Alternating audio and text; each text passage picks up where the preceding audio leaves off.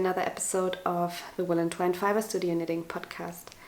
My name is Jule and I'm the dyer and maker behind Woollentwine Fibrestudio, which is a small creative space located here in the north of Germany, where I play with natural dyes and natural yarns. Today is an exciting day because I'm giving you a little introduction on new and old yarn base that we'll have again in our shop, which makes me very happy. So without further ado, let me jump right into introducing the new yarn. Quick overview on how this video is going to be. First of all, I'm going to chat you through the new blend, what it consists of, how the colorways are, and all that jazz. Then I'm going to show you a couple of swatches and show you how the yarn behaves, also in a colorwork swatch and also with other yarns. And at the end I'm also going to provide you with a couple of pattern suggestions that just recently came to my mind or were recently released that I haven't included in the previous pattern suggestions video. So yeah, in case you would like some inspiration on what to knit with this yarn, I'm also covering that later in the video. So without further ado, let me jump right in. So some of you who've been around here for a longer while will know that I created a first batch of our own custom-made unspun yarn Thrive earlier this year. And today I'm happy to announce that we are going to have a second batch of Thrive. It is a yarn that is not spun, it's an unspun. Some of you might be familiar with it, I guess. And it has been a long journey to make this one, so I'm not gonna repeat myself here, but going to link you another video where I talk you through the whole process of getting this yarn or bringing this yarn to life in general and working with a mill, finding a mill, working with a mill on this. So in case you're curious, I'll link that video in the little eye and in the description box.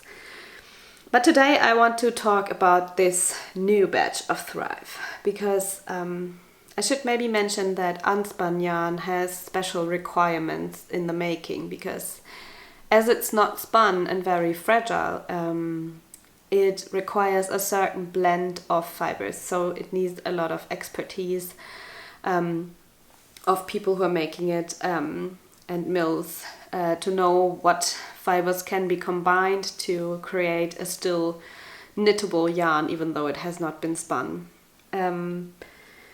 And generally a fiber that's very suitable for unspun yarn is Gotland fiber because it has very long staples and it adds a lot of strength, so it's often added to unspun yarns, or something like Icelandic that's also very long in staples.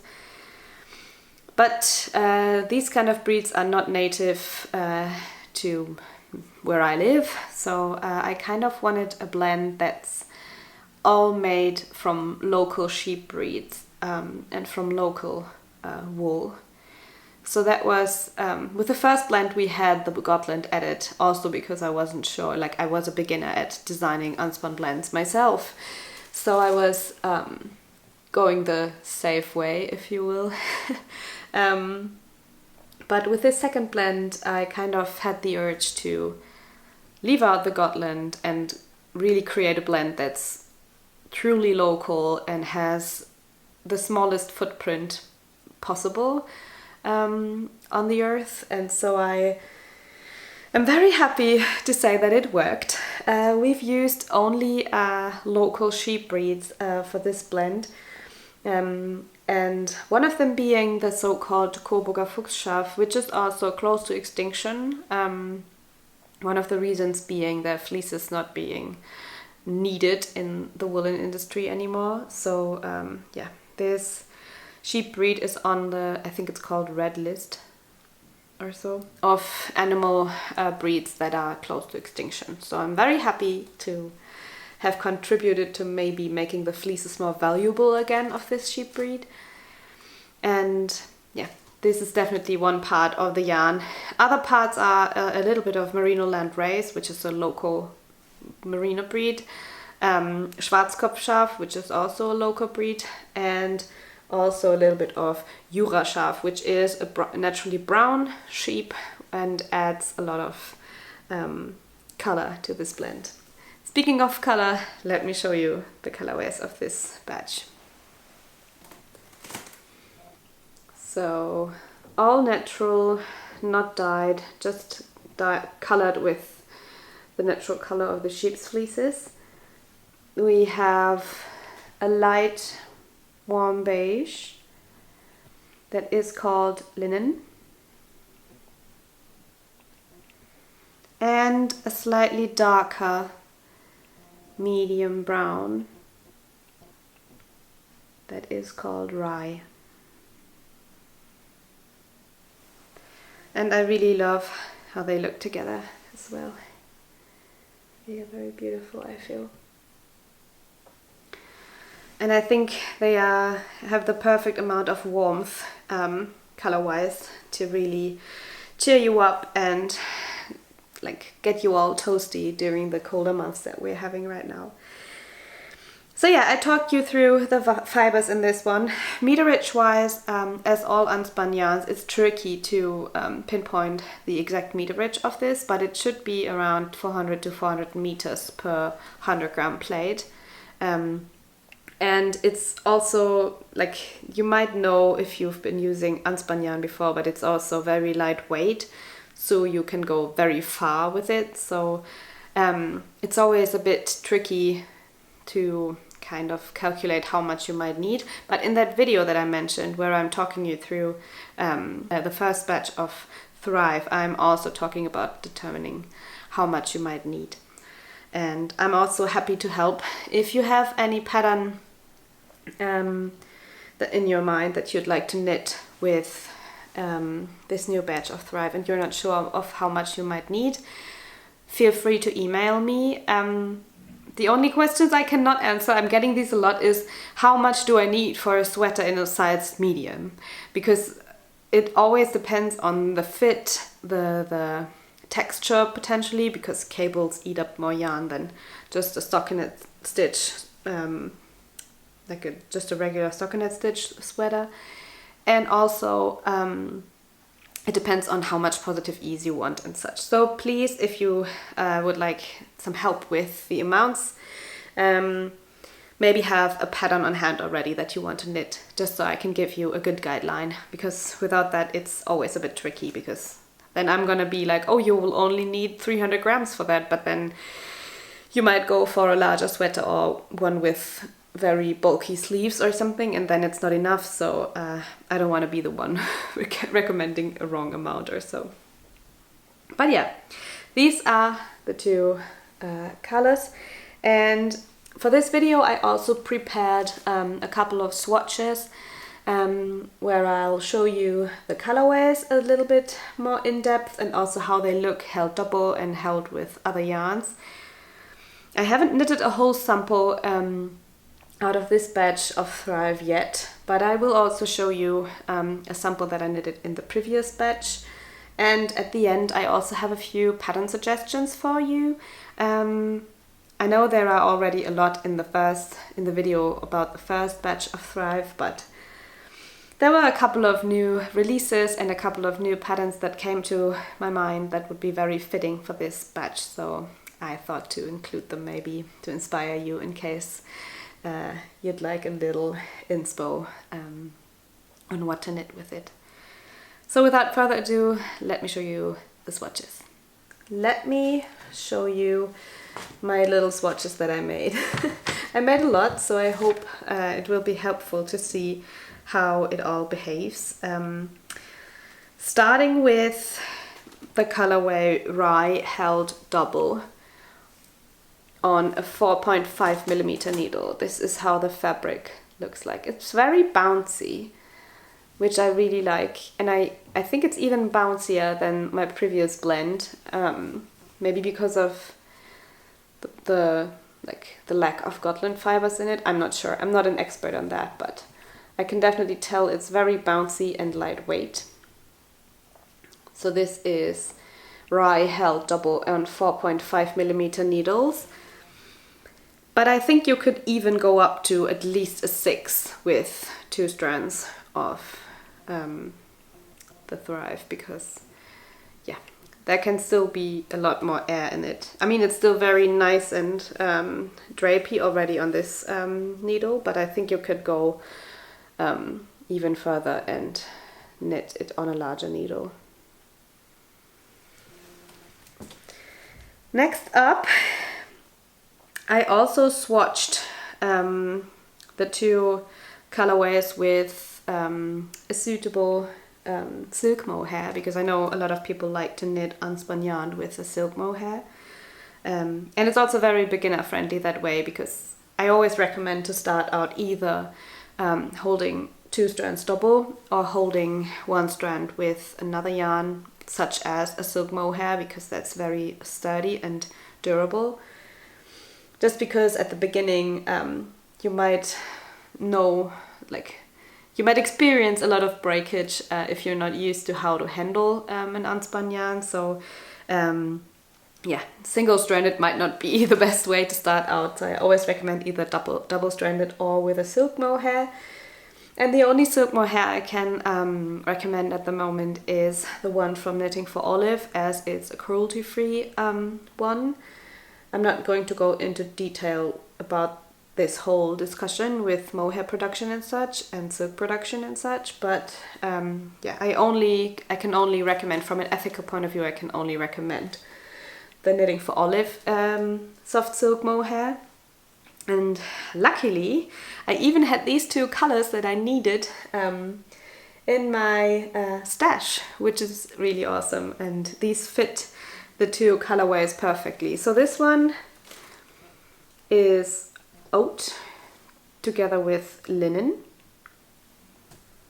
and swatched it looks like this.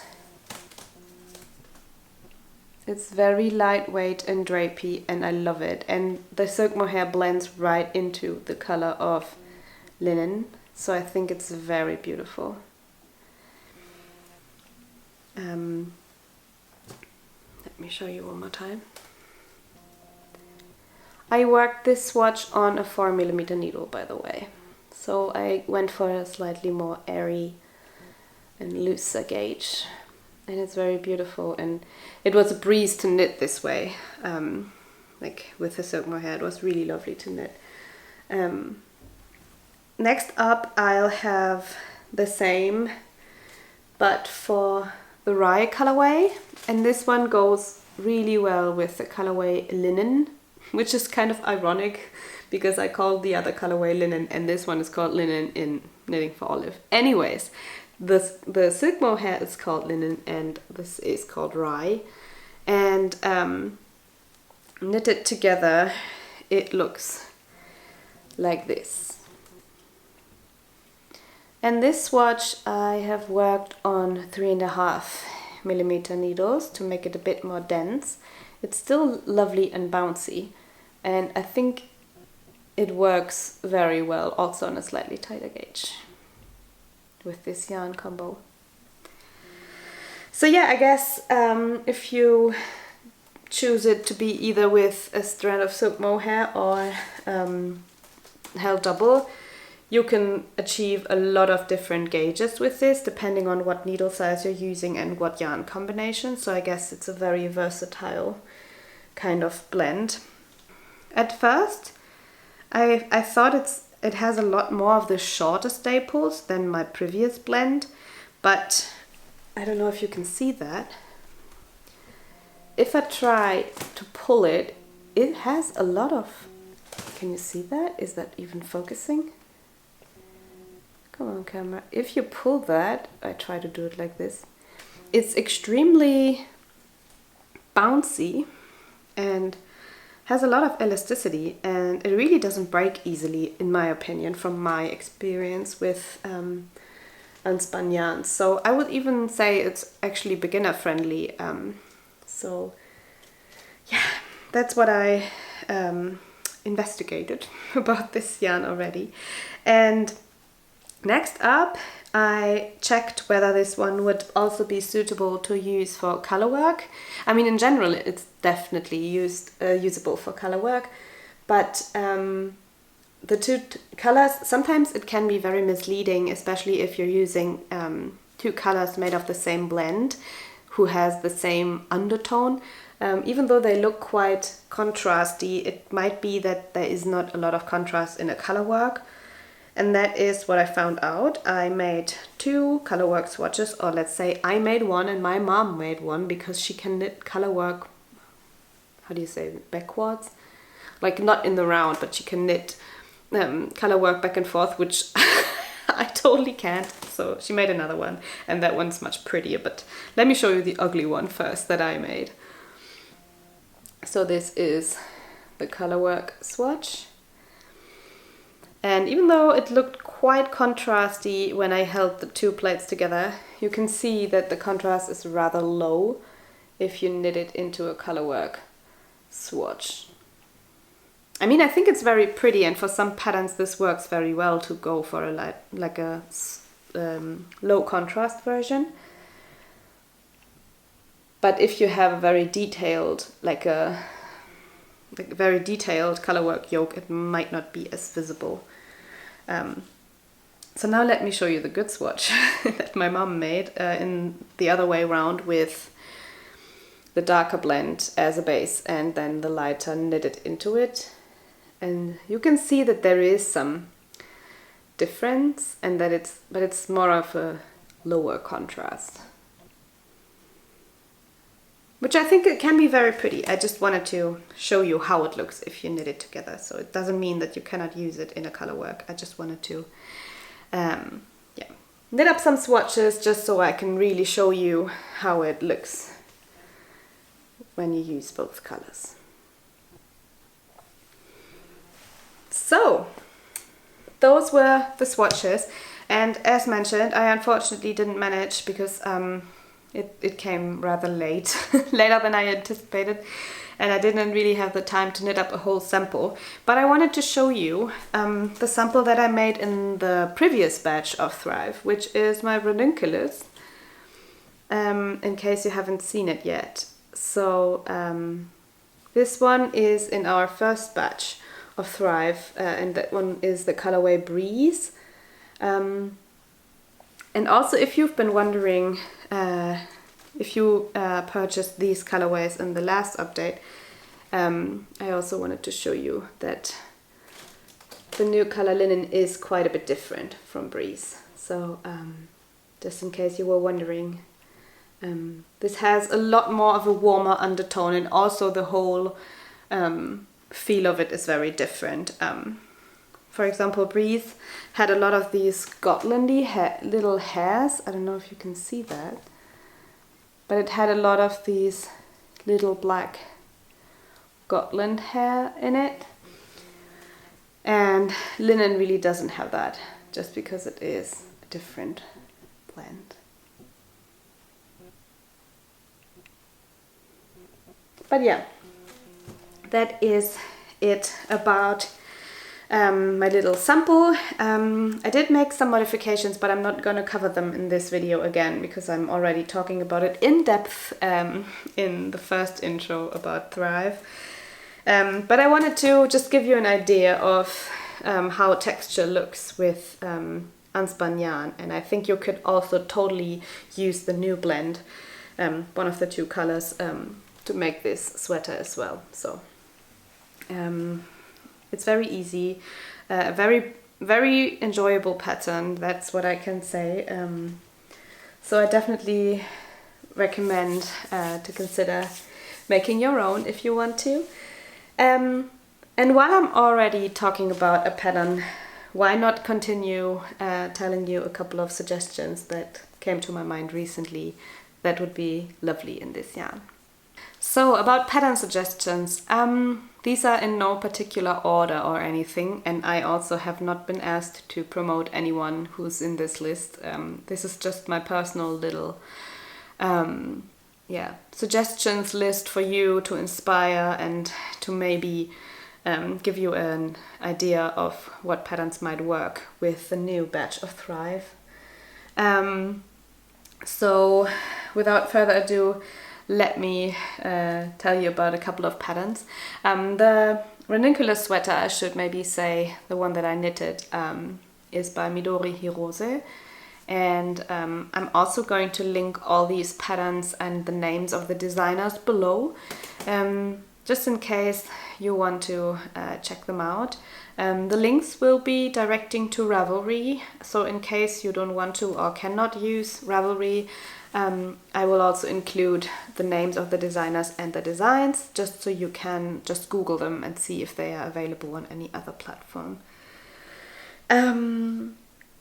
But yeah, first of all, let me start out with the season change Gansei. That one is a new design by Amy Sher, and you know I love Amy's designs and also her all-over approach on how she does her work and how she sees her design work also as a social approach, and yeah, she's just awesome.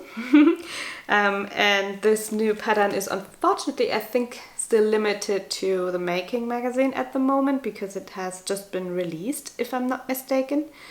But yeah, I'm sure it's gonna come out as an individual pattern as well at some point, and it's just a beautiful textural, like it has a textural yoke, but more in a vertical kind of way.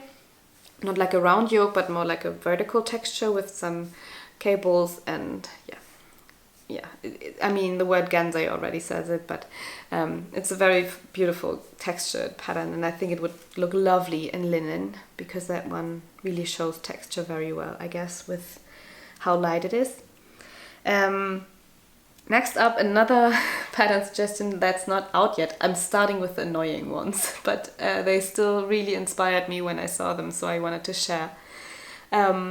The next one is the Wildwood Shawl by Melody Hoffmann.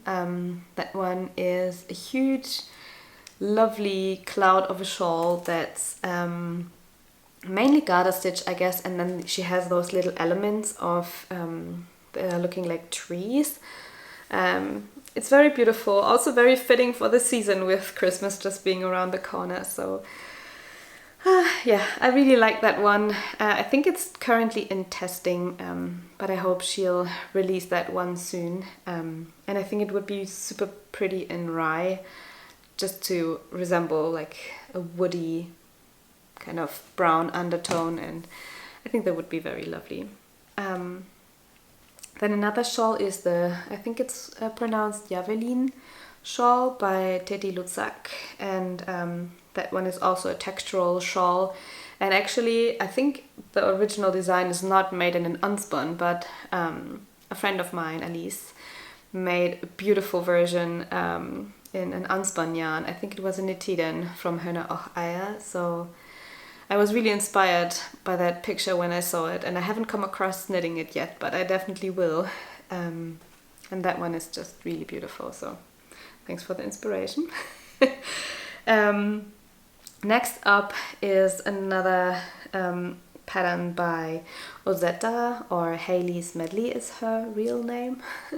And that one is the Season Sweater, and it's a beautiful, I think it's either a fisherman's rib or a brioche. I don't remember right now, but it's very beautiful, and she knits that one in an unspun with one strand of silk mohair.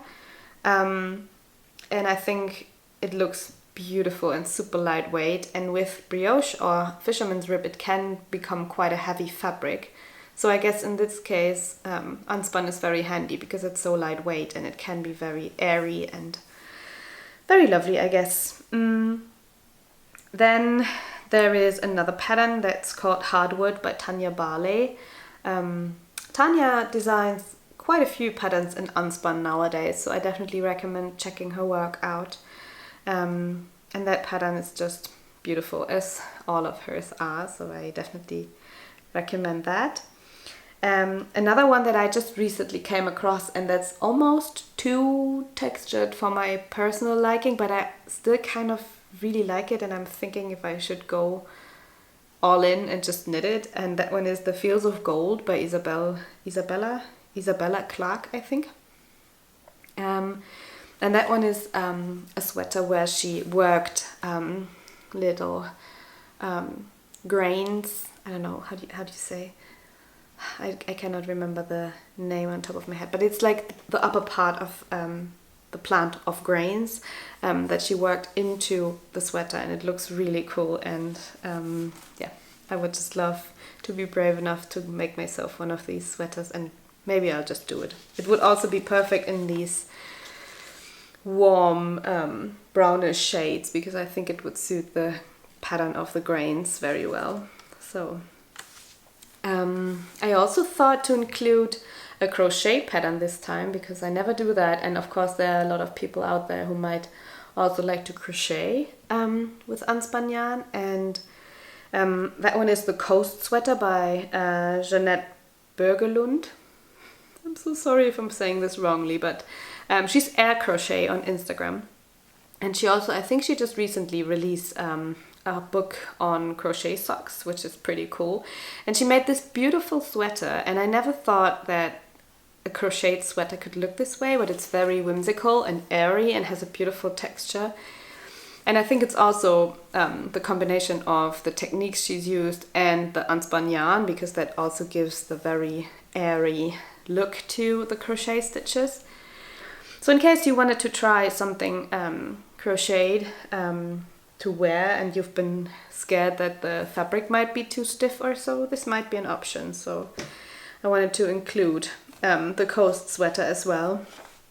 And then the last one I want to recommend is also not a garment, or it's also more on the special side, let's put it that way, and that one is the Aosa cushion by Sophie of the Knit Pearl Girl. I just recently came across her work, and I'm totally mind blown that I've never seen her before, because I like everything she does pretty much. No, but I've seen quite a few beautiful sweater patterns. I had a little question sticker recently where I was looking for a textured sweater for a new yarn that I wanted to sample, and some of you suggested her work to me. And now I'm following her, and I just saw this cushion that she made, and it's really beautiful. It has a very subtle minimalistic kind of texture all over, and I think it's also perfect to combine different colors of unspun yarn. I think it would be very lovely to maybe change the colors every couple of rows, which is very easy because you can just